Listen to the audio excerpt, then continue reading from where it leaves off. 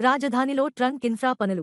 రాజధాని అమరావతిలో మిగిలిన ట్రంక్ ఇన్ఫ్రా పనులకు అమరావతి డెవలప్మెంట్ కార్పొరేషన్ లిమిటెడ్ టెండర్లు పిలిచింది. పునర్నిర్మాణ పనుల్లో భాగంగా 589.79 కోట్లతో 5 పనులకు బిడ్లను ఆహ్వానించింది.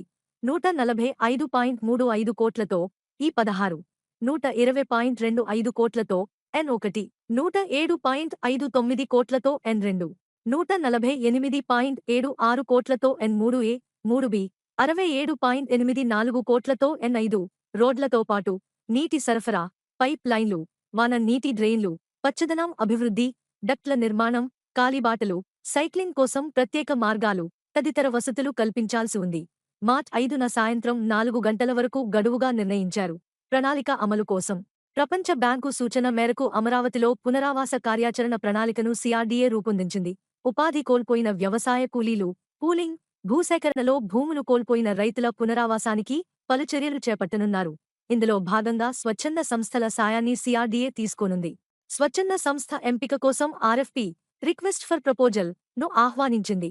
బిడ్ల దాఖలుకు మార్చి 5వ తేదీని గడువుగా నిర్దేశించారు.